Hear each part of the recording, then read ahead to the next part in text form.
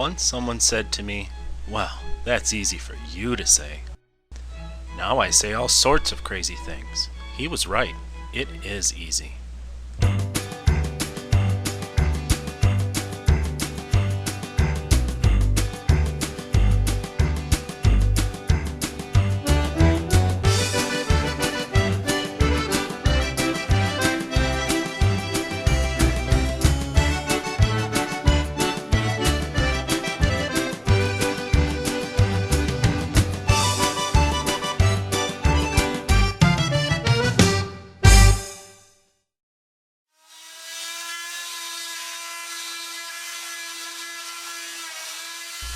Life in a small workshop isn't all about making furniture.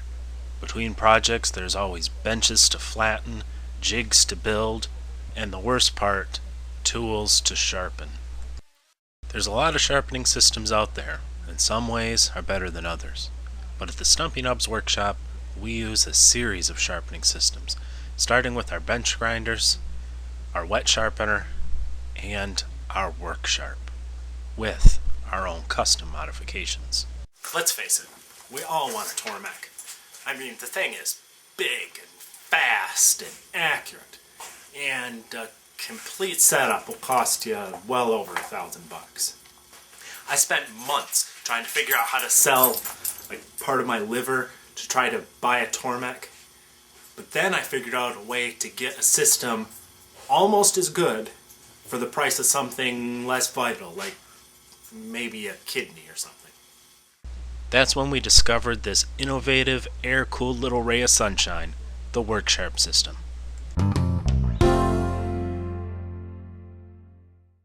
The so-called Scary Sharp system, which is just sandpaper on a flat surface, works great. But unless you're really good at holding that angle by hand, you're going to have to use a jig, and that just takes unnecessary time and setup. On all but the widest plane blades, the WorkSharp system needs no jig at all. You just walk up to it, stick your chisel in a hole, and it's sharp. There's two models, the $100 WorkSharp 2000 and the $200 WorkSharp 3000. Both feature a slotted wheel with sandpaper underneath. You use this to freehand so that you can see your work as you grind it. But the WorkSharp 3000 adds tempered glass discs, which give you a nice flat surface for honing on top. Both have the angled chisel port underneath, but in the 2000 model you can't change that angle, while the 3000 allows you to switch between 20, 25, 30, and 35 degree angles. Plus, it accepts wider blades, all the way up to small bench planes. It might be $100 more, but the extra capabilities, along with the constantly added accessories, makes the WorkSharp 3000 a far better buy. I hate to buy anything that I can make myself, and so I worked for a long time to try to make my own version of a WorkSharp, and I thought I had it, but you just can't beat the accuracy and convenience of the commercial version, even at the price. So what I did was I bought one, and then I put my effort into trying to trick it out with some jigs and some upgrades that I think makes this great system fantastic, if I do say so myself. It all starts with the stand. This one's made out of MDF scraps. I knew there was a reason I can't throw all this stuff away. It works great for making jigs and projects like this. Now the design is pretty simple. This here is going to be a drawer to hold all of our accessories. Here we're going to have slots to put all of the discs. Oh yeah, we're going to get rid of the glass ones and make 6-inch discs out of MDF. And it's glued together with a platform on the top, which acts as the wide blade attachment that WorkSharp charged $60 for. There's also a simple drawer that I'm making out of plywood scraps.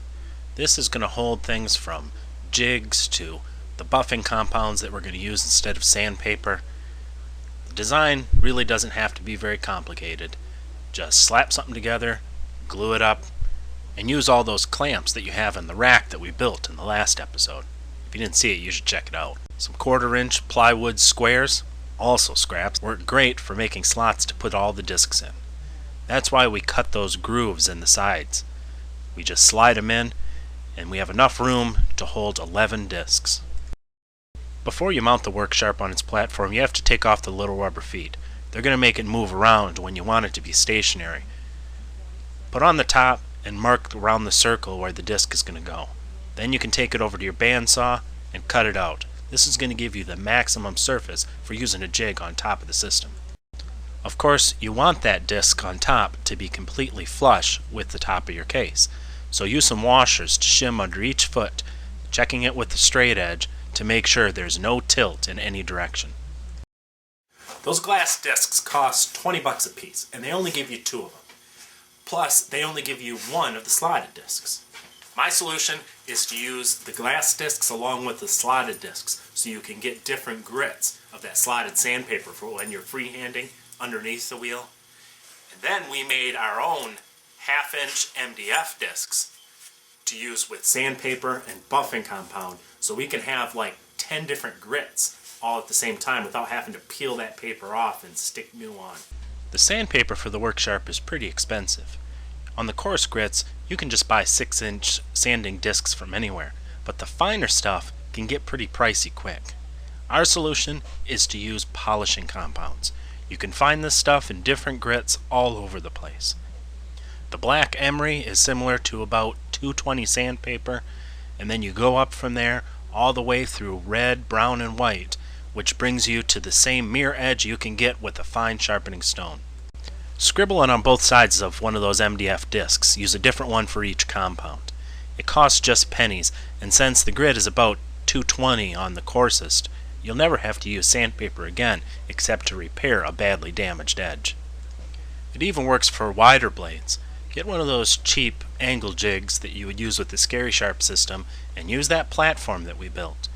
The honing compound on the top will put a mirror edge and a micro bevel on any plane or chisel.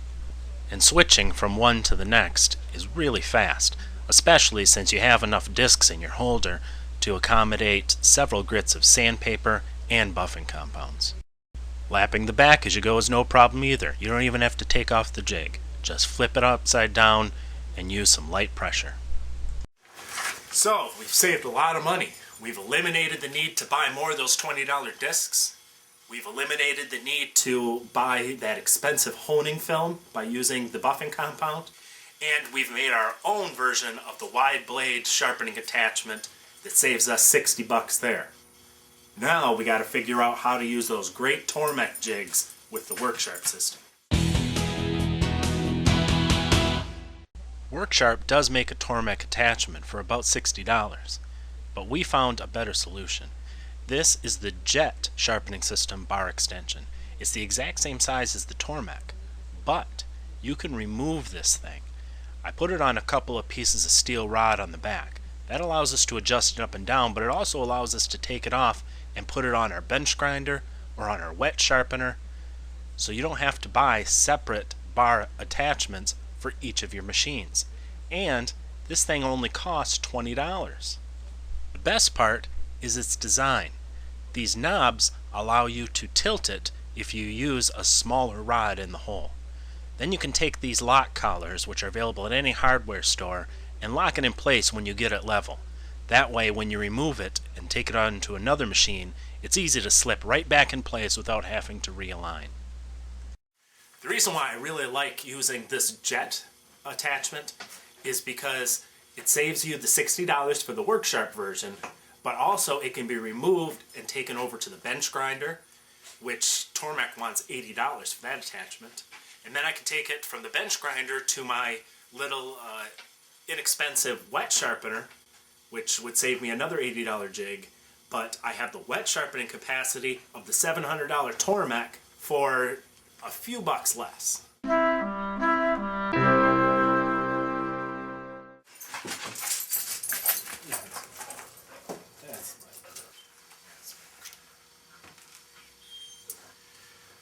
Mail call. You know, I get a lot of emails. Some of them are good, some of them are kind of dumb, but I try to answer them when I can. So let's do it for you. Dear Stumpy, you are an idiot. Dear Stumpy, what is the origin of the hand plane? I'm glad you asked, because I'm a little bit of a history buff. I'm really good at this kind of stuff. See, the hand plane was invented in Ohio in the early 1900s by a man named Wilbur Redenbacher. Now, this is really a great story. You see, Wilbur's brother was an inventor too. In fact, he was named Orville, and he was working on some other kind of plane. I'm not sure what it was. I don't think it really took off.